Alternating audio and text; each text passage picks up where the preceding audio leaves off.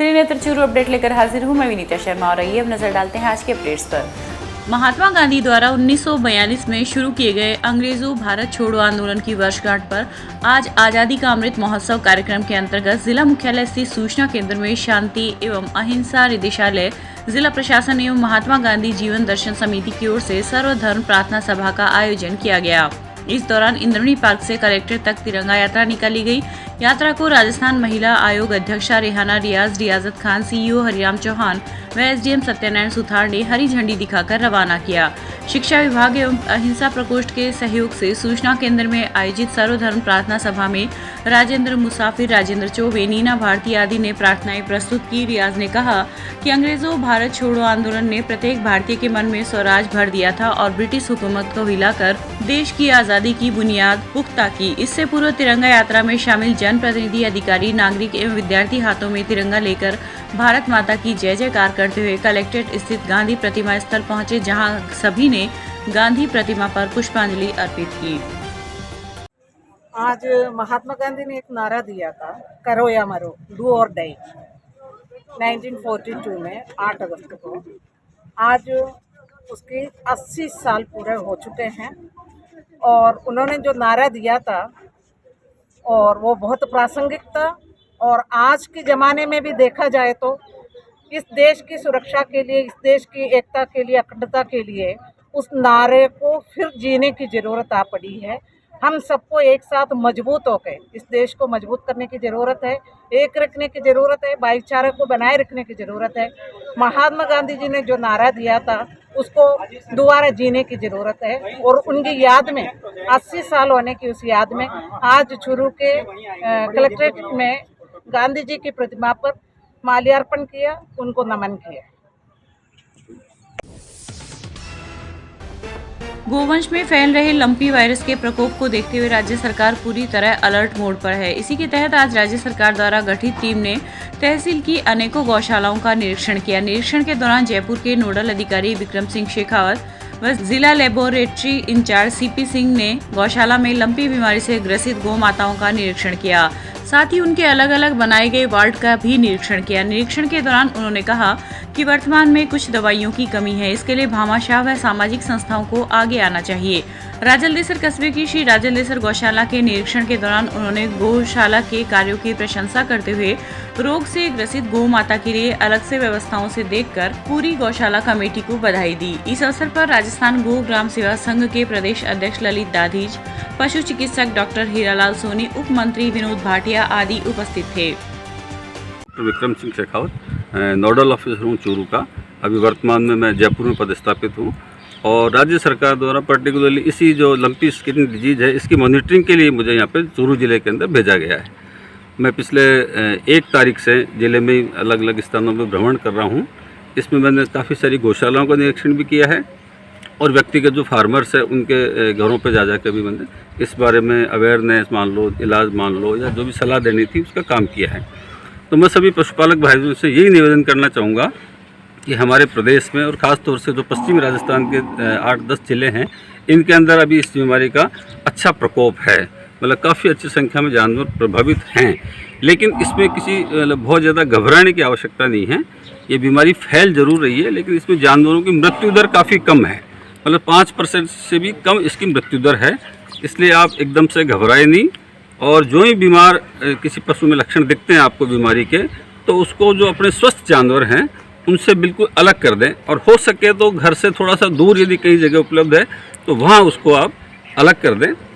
उसको सुबह शाम उसको नीम के पत्ते या गूगल, कपूर, इनकी धुआं से भी हम आसपास के वातावरण को शुद्ध कर दें जिससे कि मक्खी मच्छर ना हो।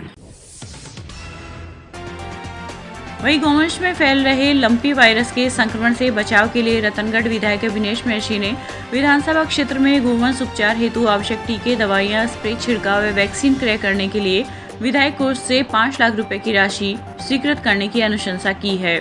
विधायक महर्षि ने कहा है कि गाय हमारी आस्था का विषय है एवं हम सभी के लिए पूज्य है। गाय का हमारे भौतिक व आध्यात्मिक जीवन में विशेष महत्व है। राज्य सरकार प्रदेश में टीकाकरण एवं उपचार को और अधिक गति प्रदान करे जिससे गोवंश एवं पशुपालकों को राहत मिल सके। उल्लेखनीय है कि विधायक महर्षि द्वारा गत दिनों प्रदेश के मुख्यमंत्री अशोक गहलोत को पत्र लिखकर प्रदेश में इस संक्रमण से गोवंश के अस्तित्व पर चिंता व्यक्त करते हुए तत्काल प्रभाव से आवश्यक कदम उठाते हुए गोवंश के उपचार व सुरक्षा की मांग की गई थी। ये समय गोवंश के लिए अत्यंत संकट का है। लिम्पी स्किन डिजीज के कारण गोवंश काल कलवित होता जा रहा है। मैंने 6 अगस्त को विधायक कोष से रतनगढ़ विधानसभा क्षेत्र के गोवंश को इस रोग से उपचार के लिए 5 लाख रुपए विधायक कोटे से दिए हैं तथा पशुपालन मंत्री, डायरेक्टर पशुपालन विभाग और जिला कलेक्टर चूरू से वार्ता करके तुरंत इस संबंध में आवश्यक कार्यवाही कर गोवंश को बचाने की अपील की है। मैं बहुत बहुत धन्यवाद देता हूं उन सभी भामाशाह लोगों का व गौ भक्त गोरक्षकों का जो इस बीमारी से गोवंश को बचाने में अपनी महती भूमिका निभा रहे हैं तथा सभी भामाशाहों से पुनः अपील करता हूं कि वे ज्यादा से ज्यादा मदद कर गोवंश को बचाने में अपनी भूमिका निभाएं तथा प्रशासन से और सरकार से इस बात की अपील करता हूं कि वे सभी तरह की तैयारी रखें और गोवंश को बचाने में आगे आकर के सब लोगों से बात करके इसमें तुरंत प्रभाव से कार्रवाई करें। जिला मुख्यालय स्थित नेत्र अस्पताल के सामने जानलेवा हमले में घायल हुए मोहल्ला व्यापारियान निवासी एक युवक ने उपचार के दौरान दम तोड़ दिया। युवक की मौत के बाद पुलिस महकमे में हड़कंप मच गया और मामले की गंभीरता को देखते हुए खुद एसपी डी आनंद देर रात कोतवाली थाना पहुंचे और सर्किल के सभी थानों के थानाधिकारियों को पुलिस जाब्ते के साथ बुलाया। गौरतलब है कि पुरानी रंजिश को लेकर मोहल्ला व्यापारियान निवासी इकराम पर रविवार को आरोपियों ने उस वक्त हमला कर दिया था जब वह बाइक रिपेयर करवाने नेत्र अस्पताल के सामने रिपेयरिंग सेंटर पहुंचा, जहां आरोपियों ने लाठी, सरियों और बर्छी से इकराम पर जानलेवा हमला किया। युवक को गंभीर हालत में जिला अस्पताल के आपातकालीन वार्ड लाया गया, जहां प्राथमिक उपचार के बाद उसे हायर सेंटर रेफर कर दिया, लेकिन जयपुर जाते समय रास्ते में चोमू के पास युवक ने दम तोड़ दिया। ये दोपहर में सूचना मिली थी इकराम पुत्र महबूब थे जिसपे आपसे रंजिश के कारण 6-7 लोगों ने हमला किया था। उसमें से काफ़ी चोटें आई थी। उसके बाद में उसको यहाँ बड़े हॉस्पिटल लेके ट्रांसफर कर दिया था और अभी सूचना मिली है कि जयपुर जब लेके जा रहे थे रास्ते में चोमू पर मृत्यु हो गई है और मुलजिमों को धरपकड़ की प्रयास जारी है। स्वयं के निर्देशन पूरा कार्य किया जा रहा है। अलग अलग टीमें बनाई गई हैं, रवाना की जा रही है। सर अभी किसी को राउंड अप लिए है क्या? राउंड अप वाली कार्रवाई कर रहे हैं और अन्य 3 या 4 जो 3 नामजद आरोपी लेके आ गए हैं और बाकी कार्रवाई चल रही है। सर आप रंजिश माना जाएगा इसको? ये इन दोनों जो परिवार में पहले से काफ़ी मुकदमे चल रहे हैं आपस में। और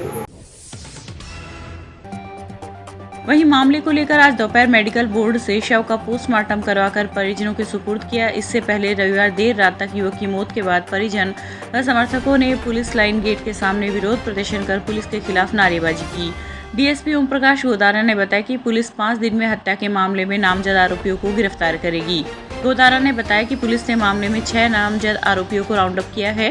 4 आरोपियों को राउंड अप करने के लिए पुलिस की टीमें अलग अलग जगह लगातार दबिश दे रही है। जल्दी नामजद आरोपियों को भी गिरफ्तार किया जाएगा। कल चूरू कस्बे में जो इकराम का सरेआम रास्ते के ऊपर जो मर्डर हुआ था, उस संबंध में रात से हमारी टीमें लगी हुई है। उन टीमों ने 6 आरोपियों को राउंड अप कर लिया है। 4 मुख्य आरोपियों के लिए हमारी टीमें गई हुई है। एसपी साहब खुद रात को 3 बजे तक सुपरविजन कर रहे थे और अभी भी उसी काम में लगे हुए हैं। शीघ्र हम उनको राउंड अप कर लेंगे।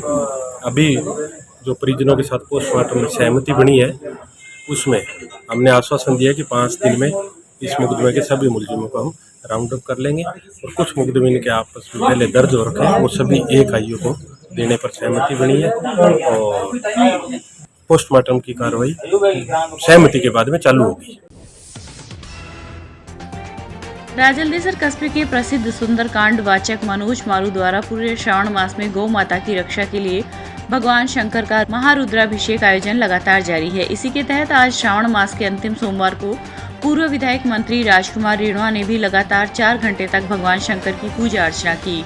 पंडित श्याम सुंदर पारिक के सानिध्य में चल रहे महारुद्राभिषेक में भगवान शंकर को विशेष तरह के फूलों से सजाया गया। इस अवसर पर रिटायर्ड बैंक कर्मचारी चांद रतन मारू, वरिष्ठ पत्रकार बाबूलाल दादीज, पुरुषोत्तम मारू आदि उपस्थित रहे। ओम नमः शिवाय। परमपिता परमेश्वर महादेव की असीम अनुकंपा से संपूर्ण श्रावण मास में महारुद्राभिषेक का पंडित श्याम सुंदर जी पारिक के सानिध्य में हमारे घर पे हो रहा है। भगवान की असीम अनुकंपा है और इसमें सबसे बड़ा जो आशीर्वाद है वो माता पिता का आशीर्वाद है। माँ पिता जी के आशीर्वाद से ही ये कार्यक्रम, इतना सुंदर आयोजन हमें हमारे हाथों से करने का अवसर मिला है। गौ माता की खुशहाली के लिए अभी गौ माता पे जो संकट आया हुआ है, तो भगवान भोलेनाथ से प्रार्थना करते हैं कि भोलेनाथ गौ माता का संकट है वो दूर करें। और सर्वे भवन्तु सुखिनः सर्वे सन्तु निरामय सर्वे भद्राणि पश्यन्तु मा कश्चित् दुःखभाग् भवेत्। सभी खुश रहे, सभी प्रसन्न रहे और भगवान भोलेनाथ की कृपा सब पर बनी रहे। इसी उद्देश्य से परमपिता दयालु दीनानाथ भोलेनाथ चंद्रमौलेश्वर का महारुद्राभिषेक संपूर्ण श्रावण मास में करने का अवसर इस दास को मिला है। वहीं आज सावन के अंतिम सोमवार के दिन शहर के गंगा माता मंदिर सहित अन्य शिवालयों में श्रद्धा के साथ उमड़ी भीड़ ने भगवान भोलेनाथ को बेलपत्र, आग व धतूरे अर्पित कर रिझाने का प्रयास किया। इस दौरान भगवान भोलेनाथ का आकर्षक श्रृंगार भी किया गया। मंदिर के पुजारी मोहित दीक्षित ने बताया कि सुबह से ही भक्तों का आना जाना शुरू हो गया था। जलाभिषेक व दुग्ध अभिषेक के बाद भक्तों ने भगवान भोलेनाथ से सुख समृद्धि की कामना की। इस अवसर पर आचार्य हरिकिशन, श्याम सुंदर, महेश ज्ञानी आदि उपस्थित रहे। के चौथे सोमवार के उपलक्ष्य में गंगा माई मंदिर सफेद घंटाघर के पास चूरू में रुद्राभिषेक का आयोजन किया गया। भक्तों ने उसमें हर्षोल्लास से हिस्सा लिया और सबने मंगल कामना की। सावन माह के अंतिम सोमवार को आज सरदार शहर के मोचन भवन में भी भगवान शिव का अभिषेक किया गया, जिसमें बड़ी संख्या में श्रद्धालुओं ने मंत्रोच्चारण के साथ भगवान आशुतोष को याद किया। इस अवसर पर पंडित विनोद मिश्र, देवकीनंदन मिश्र, दिवाकर मिश्र आदि उपस्थित थे। राजलदेसर कस्बे के मालासीबास स्थित पांडे शिवालय में आज मुख्य पंडित गणपत उपाध्याय के सानिध्य में 21 जोड़ों ने भगवान शंकर का रुद्राभिषेक किया। मंदिर पुजारी धनपत शर्मा ने बताया कि वैसे तो अभिषेक का कार्यक्रम हर साल आयोजित होते हैं, लेकिन इस बार कस्बे वासियों के सहयोग से बहुत बड़ा आयोजन किया जा रहा है, जिसका उद्देश्य देश व गांव में खुशहाली की कामना के साथ साथ गौ माता पर आई महामारी को खत्म करना है। इस अवसर पर पंडित नंदलाल, पवन कुमार, आचार्य लीलाधर आदि मौजूद थे। श्रावण मास के अंतिम सोमवार को आज श्रद्धालुओं ने भगवान भोलेनाथ की भक्ति व आस्था से आराधना की। चूरू के रेलवे कॉलोनी स्थित श्री बैकुंठ मुक्ति धाम के समीप भगवान भोलेनाथ मंदिर में आज का दिन भक्ति रस से सराबोर रहा। इस अवसर पर उदासर आश्रम के महंत श्री दयानाथ जी महाराज व सवाई सागर के संतनाथ जी महाराज के सानिध्य में हर्षोल्लास से रुद्राभिषेक किया गया। इस दौरान किशनलाल भाकर, रुकमानंद भाकर, रास बिहारी माथुर सहित सैकड़ों गणमान्य नागरिक उपस्थित थे। जिला मुख्यालय स्थित वन विहार कॉलोनी के सामुदायिक भवन में आज सावन उत्सव मनाया गया। इस अवसर पर उपस्थित महिलाओं ने विभिन्न प्रतियोगिताओं व राजस्थानी गीतों पर नृत्य का आयोजन कर आनंद उठाया। छात्र संगठन एबीवीपी रतनगढ़ ने स्थानीय राजकीय जालान महाविद्यालय में आज प्रथम वर्ष में नव प्रवेशित विद्यार्थियों के लिए हेल्प डेस्क लगाकर फॉर्म जमा करवाने में सहायता की। महाविद्यालय में प्रथम वर्ष में कला, वाणिज्य एवं विज्ञान संकाय में नियमित प्रवेश के लिए गत दिनों कट ऑफ लिस्ट जारी होने के बाद प्रवेश फॉर्म जमा करवाने की लंबी कतारें लग रही थी। ऐसे में आवेदन पत्र जमा करवाने के लिए आवश्यक दस्तावेज व अन्य विभिन्न जानकारियों के अभाव में विद्यार्थी नए परिसर में असमंजस की स्थिति में रहता है, जिससे एबीवीपी द्वारा लगाया गया हेल्प डेस्क आवश्यक दस्तावेजों सहित अन्य जानकारी उपलब्ध कराते हुए प्रवेश फॉर्म को जमा करवाने में पूर्णतया सहायता प्रदान कर रहा है। इस अवसर पर विद्यार्थी परिषद के नगर मंत्री विशाल स्वामी, महेंद्र सारस्वत, गंगा सिंह राठौड़ आदि उपस्थित रहे। चूरू कलेक्ट्रेट में आज शिक्षा मंत्री के नाम अखिल भारतीय विद्यार्थी परिषद की ओर से जिला कलेक्टर को एक ज्ञापन सौंपा गया। एबीवीपी के प्रांत सह संगठन मंत्री उपमन्यु राणा ने बताया कि राजस्थान में छात्र संघ चुनाव 26 अगस्त 2022 को करवाने का राज्य सरकार द्वारा आदेश जारी किया गया है, परंतु वर्तमान स्थिति में महाविद्यालयों व विश्वविद्यालयों में प्रवेश प्रक्रिया पूर्ण नहीं हुई है। 18 अगस्त से चुनाव प्रक्रिया प्रारंभ होने जा रही है। इसी दिन मतदाता सूची जारी होती है। स्नातकोत्तर के विद्यार्थियों की प्रवेश परीक्षा का परिणाम भी अभी जारी नहीं हुआ है। साथ ही स्नातक अंतिम वर्ष के विद्यार्थियों का परीक्षा परिणाम भी अभी पेंडिंग है, जिसके कारण स्नातकोत्तर के किसी भी छात्र का प्रवेश छात्र संघ चुनाव से पहले होना असंभव है। इस मौके पर प्रांत कार्य समिति सदस्य हरीश कुमार वर्मा, प्रांत कार्यकारिणी सदस्य अनीश लांबा, जिला संयोजक लक्ष्मण प्रजापत आदि मौजूद थे।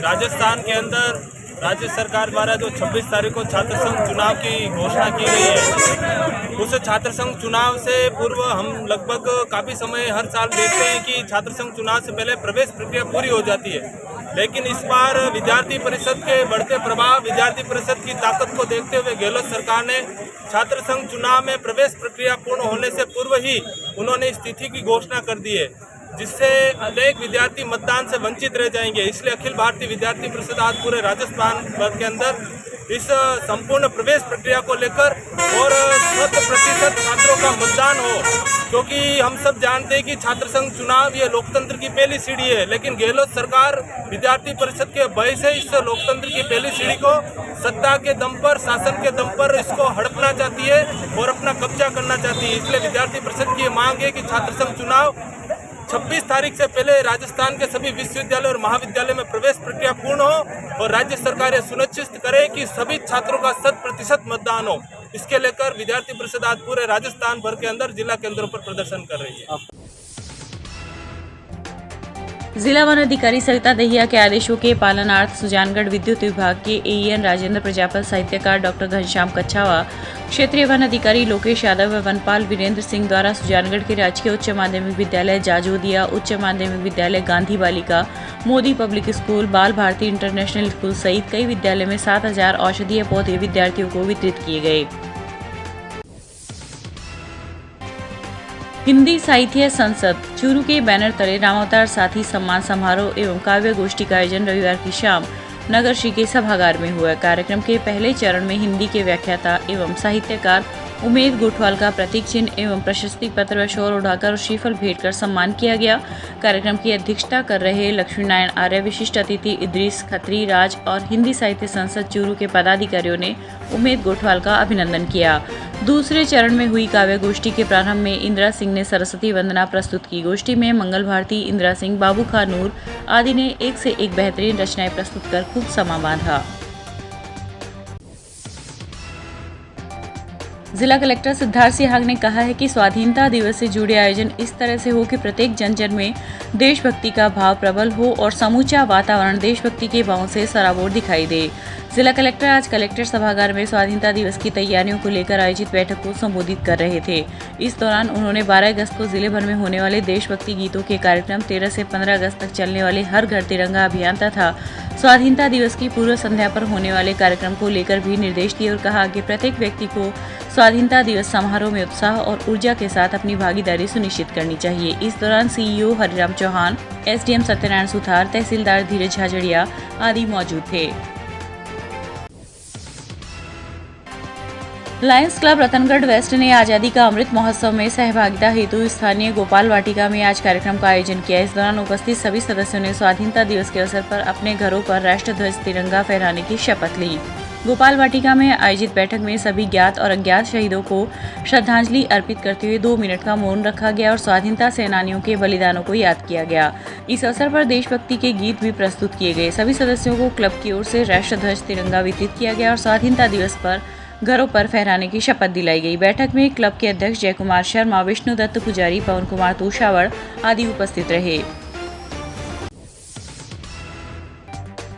समग्र शिक्षा द्वारा समावेशी शिक्षा के तहत 2021 में एलिम्को टीम द्वारा चिन्हित किए गए विशेष आवश्यकता वाले बालक बालिकाओं को विभिन्न प्रकार के आवश्यक उपकरण आज चूरू के पेंशनर भवन में दिए गए। मुख्य जिला शिक्षा अधिकारी संतोष महर्षि ने कहा कि ये बच्चे किसी से कम नहीं है, आप इनको नियमित सहयोग करें तो ये भी आगे बढ़ेंगे। अतिरिक्त जिला परियोजना समन्वयक सामरमल गहनोलिया ने बताया कि समग्र शिक्षा में इन बच्चों के लिए विशेष प्रशिक्षित टीम ही कार्यरत है जो विभिन्न उपकरणों से दिव्यांग बच्चों की पढ़ाई में सहायता कर रही है। इनको विद्यालय आने जाने का भत्ता, सहयोगी भत्ता, रीडर भत्ता, व सभी बालिकाओं को स्टाइपेंड भत्ता दिया जाएगा। इस अवसर पर 120 चिन्हित बच्चों में 17 को ट्राईसाइकिल, 15 को व्हील चेयर, 5 को ब्रेल किट, 1 को स्मार्ट कैन, 33 को कान की मशीनें, MSD kit, rollator, Baisakhi, CB chair व 12 दृष्टिबाधित को स्मार्टफोन आदि का वितरण किया गया। रतनगढ़ की वार्ड संख्या 38, 39 एवं 41 का गंदा एवं बरसाती पानी गुर्जरों की ढाणी स्थित हरिराम बाबा मंदिर के पास एकत्रित होता है। इस गंदे पानी की निकासी के लिए नगर पालिका ने शिवबाड़ी के पास JCB लगाकर 3 फुट की खुदाई करवाकर पानी को बीहड़ में छोड़ा है।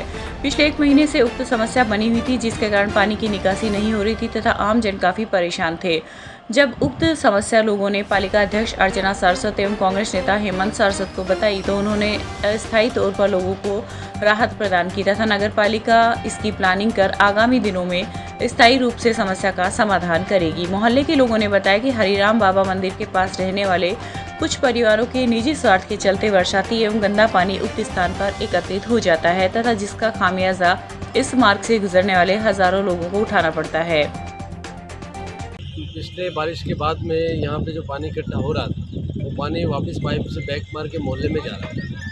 तो ये पहले टेक्निकल प्रॉब्लम थी, वहाँ पे नीचान की तरफ से नाला ऊपर की तरफ पुराने कार्यकाल में बन गया था, लेकिन उसको हम दुरुस्त कर रहे हैं और ये जो पानी का बहाव जो है वापस मोहल्ले में नहीं जाए इसकी व्यवस्था करने के लिए हम ये खुदाई का काम कर रहे हैं। बहुत बहुत धन्यवाद। ये बहुत ही पुरानी समस्या है जो आज इन्होंने समाप्त की है। कई कहते हैं कि वो समस्या नहीं हटी, वो समस्या सब शहर की पुरानी है। चेयरमैन साहब जितने एक्टिव है इसके लिए बहुत बहुत धन्यवाद है। ये कितने साल पुरानी समस्या है? ये कितने साल पुरानी है? राजस्थान विद्युत तकनीकी कर्मचारी एसोसिएशन के प्रदेश व्यापी आह्वान पर आज चूरू जिले के उपखंड कार्यालय पर बिजली कर्मचारियों ने अपने अपने कार्यस्थल पर काली पट्टी बांधकर एवं ट्विटर पर अभियान चलाकर विरोध प्रदर्शन किया। राजस्थान विद्युत तकनीकी कर्मचारी एसोसिएशन के जिला अध्यक्ष मोहसिन खान ने बताया कि राजस्थान सरकार और विद्युत विभाग द्वारा बिजली कर्मचारियों की जायज मांगों का उचित समाधान करने के बजाय कर्मचारियों की आवाज को दबाने के लिए रेशमा लगाकर दमन चक्र चलाया जा रहा है। इसके विरोध में चूरू जिले के सभी बिजली कर्मचारियों ने अपनी मांग राज्य सरकार के अन्य विभागों की तरह ही बिजली विभाग में 1/1/2004 एवं इसके बाद नियुक्त बिजली कर्मचारियों के लिए पुरानी पेंशन योजना लागू करने, इंटर डिस्कॉम ट्रांसफर नीति बनाए जाने, अति आवश्यक सेवाओं में विभाग को शामिल करने पर बिजली विभाग के कर्मचारियों को हर ड्यूटी अलाउंस 5,000 रुपए प्रति माह देने आदि को लेकर आज अपने अपने कार्यस्थल पर काली पट्टी बांधकर कार्य किया और निगम व जिला प्रशासन को ज्ञापन देकर गांधीवादी तरीके से विरोध प्रदर्शन किया। राजस्थान सरकार ने पूरे राज्य में पेंशन लागू करी थी, जिसके बाद उन्होंने विद्युत निगम के कर्मचारियों के साथ एक सौतेला जैसा व्यवहार किया, जिसके वजह से आज राजस्थान विद्युत तकनीकी कर्मचारी एसोसिएशन के बैनर तले पूरे प्रदेश में काली पट्टी बांध कर कार्य करने और ट्विटर ट्रेंड करवाने का आंदोलन कार्रवाई की गई है, जिसमें आज सभी जिला मुख्यालयों पर, सभी तहसील उपखंडों पर ये प्रोग्राम आयोजन किया गया है। चूरू मेडिकल कॉलेज में नव पद स्थापित प्राचार्य डॉक्टर BK बिनावरा का आज साइकिल क्लब चूरू एवं अणुव्रत समिति चूरू के पदाधिकारियों व सदस्यों ने शॉल ओढ़ाकर व माला पहनाकर स्वागत किया। क्लब के अध्यक्ष एवं समिति के सलाहकार डॉक्टर JB खान ने बताया कि स्थायी प्राचार्य की नियुक्ति मेडिकल कॉलेज को नई ऊंचाइयों पर लेकर जाएगी और DB अस्पताल में व्याप्त समस्याओं का निराकरण होगा। अणुव्रत समिति के अध्यक्ष रचना कोठारी ने कहा कि सभी सदस्य प्राचार्य का सहयोग करेंगे। इस अवसर पर BSNL के पूर्व OS रमजान खान मोयल, एडवोकेट संजय भाटी, ताहिर खान आदि उपस्थित रहे। श्री जैन श्वेतांबर तेरापंथी सभा राजलदेसर के चुनाव आज स्थानीय तेरापंथ सभा भवन में निर्वाचन अधिकारी शंकरलाल सोनी एवं लाभचंद सोनी के निर्देशन में संपन्न हुए। आगामी 2 वर्षीय कार्यकाल 2022 से 2024 के लिए प्रमुख पदाधिकारियों का निर्वाचन शांतिपूर्ण माहौल में सर्वसम्मति से हुआ, जिसमें विमल सिंह दुधेड़िया को अध्यक्ष, कमल सिंह दुग्गड़ को मंत्री एवं मनोज घोषाल को कोषाध्यक्ष चुना गया।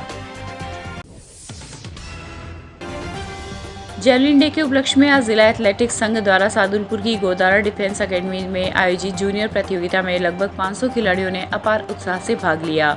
उल्लेखनीय है कि 7 अगस्त को टोक्यो में पहली बार भारत के नीरज चोपड़ा ने एथलेटिक्स में स्वर्ण पदक प्राप्त किया था। उनका इवेंट जेवलिन थ्रो है। संघ के सचिव ठाकुर मल शर्मा ने बताया कि इस दिन प्रतियोगिता के आयोजन से खिलाड़ियों में अपने नायकों के प्रति श्रद्धा बढ़ती है। कार्यक्रम में मुख्य अतिथि चूरू के समाजसेवी जाकिर खान, सूरतपुरा के ख्यालीराम गोदारा उपस्थित रहे।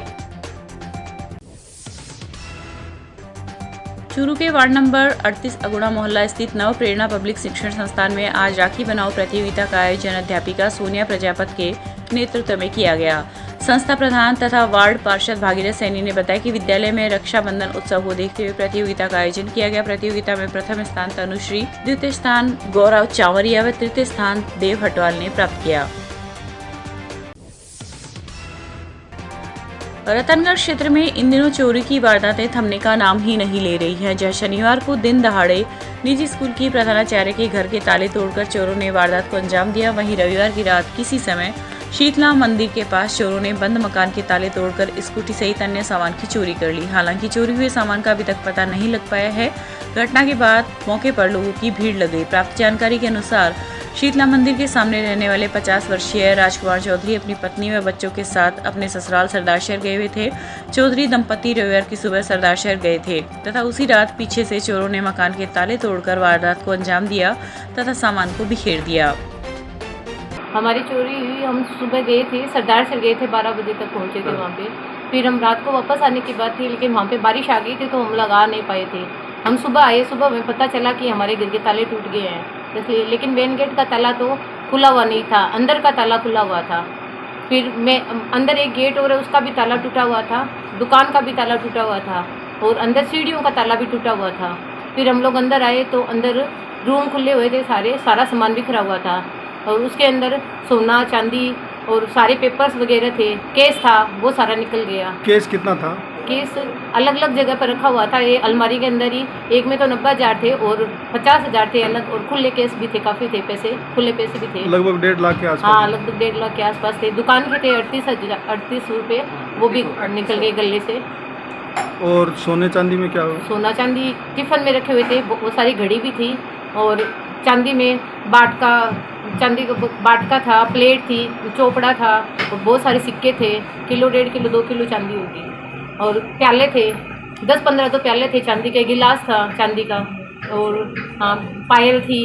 और सोने में भी बहुत आइटम थे। सोने में 10 अंगूठी थी, कान की जोड़ी थी 8-10, नथ, मांग टीका था, चेन थी और छोटा मोटा सामान और भी था जो सोने का, टूटी हुई चेन थी वो भी थी उसके अंदर, और अंगूठी मूंगे की और मंगलसूत्र था उसके अंदर, और भी सामान थे, काफ़ी से।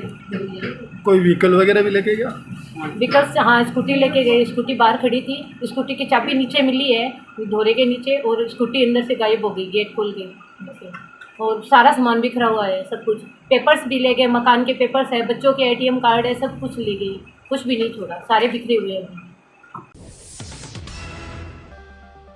सरदारशहर के विकास मंच सहित विभिन्न संगठनों के कार्यकर्ताओं ने आज बेशकीमती भूमि पर किए गए अतिक्रमण को हटाने की मांग को लेकर मंच के अध्यक्ष एडवोकेट राजेंद्र राजपुरोहित के नेतृत्व में उपखंड अधिकारी कार्यालय पहुंचकर विरोध जताया तथा मुख्यमंत्री के नाम SDM को एक ज्ञापन सौंपा।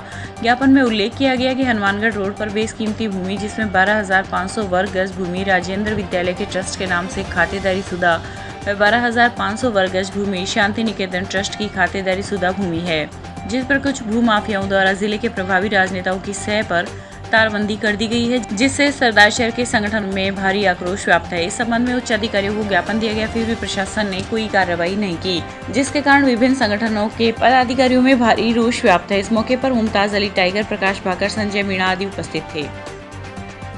वैसे तो सरदारशहर एक अपराधियों का गढ़ बना हुआ है और ये अपराधी अब बाहर से भी आने शुरू हो गए, हरियाणा और राजगढ़ से भी आने शुरू हो गए। एक्चुअल कंडीशन क्या है कि गंगानगर रोड, हनुमानगढ़ रोड के ऊपर है और एक 30-40 बीघा ज़मीन है जो राजेंद्र विद्यालय के नाम से ट्रस्ट शुदा 12,500 गज, शांति सदन के नाम से 12,500 गज, जो खेल मैदान के रूप में दी हुई थी। उसके अलावा नगरपालिका की ज़मीन जिसके अंदर खसरा नंबर 50 है, उसके अंदर भी 2-3 बीघा ज़मीन होगी। इन सब ज़मीनों को एक यहाँ SDO कोर्ट में स्थगन भी चल रहा है अबरार धोबी का। उन सारों ज़मीनों को और एक अशोक बैरासरिया करके यहाँ राजगढ़ का आदमी है जो सरदारशहर में रहता है, उसका हमेशा ये काम रहा है कि वो धौंसबाजी दिखाने के लिए 50-60 आदमी हमेशा भूमाफिया है, जो हथियारबंद भूमाफिया, वो लेकर के आता है और आकर के और एक भय, सरदारशहर के अंदर एक भय का वातावरण पैदा करके और उन हथियारों के बल के ऊपर और उस पूरी जो ज़मीन है जो मैंने आपको बताई अभी, उस चारों ओर की ज़मीन को और तार और पट्टी बंद करके और उसको कवर कर दिया गया है। मेरा आपसे निवेदन ये है कि हमने आज एसडीएम साहब को ज्ञापन दिया है इन सारी चीज़ों को उठा करिए। चूरू कलेक्ट्रेट में आज एसपी को सुजानगढ़ निवासी मृतक उत्तम सोनी के चाचा मुस्तगीस गणपत राम सोनी ने मुख्य आरोपी को शीघ्रता से गिरफ्तार करने की मांग को लेकर स्वर्णकार समाज मंडल के साथ एक ज्ञापन सौंपा। ज्ञापन में उल्लेख किया गया है कि मृतक को मुलजिमानों द्वारा अत्यधिक मानसिक दबाव बनाकर आत्महत्या करने हेतु मजबूर किया गया था, जिसके चलते उत्तम सोनी ने सुसाइड नोट में लिखकर ट्रेन के आगे आत्महत्या कर ली। इस दौरान लक्ष्मी नारायण धूपड़, चंदूलाल सणखत, विष्णु सोनी आदि मौजूद रहे। समाज परिवार के बच्चे तुमने 2 लोगों द्वारा प्रताड़ित होकर उन्होंने इतना प्रताड़ित किया, इसके कारण उसको आत्महत्या का कदम उठाना पड़ा। उसमें अभी तक एक महिला की गिरफ्तारी हुई है, मुख्य आरोपी फरार है। उसकी गिरफ्तारी को लेकर हमने मांग और ज्ञापन दे रहे हैं। अगर हमारी मांगे नहीं मानी गई तो हम अनिश्चितकालीन धरना भी देंगे और जहाँ तक हमें जाना पड़ेगा इसके लिए हम न्याय के लिए पूरी लड़ाई लड़ेंगे। पूरे समाज में इस बात को लेकर रोष व्याप्त है। अभी तक मुलजिमों की गिरफ्तारी नहीं हुई है तो हमारी सरकार से मांग है कि तुरंत उनको गिरफ्तार किया जाए और कड़ी से कड़ी सजा दी जाए। ये था आज का चूरू अपडेट। कल फिर हाजिर होंगे नई अपडेट के साथ। अब दीजिए इजाजत। नमस्कार।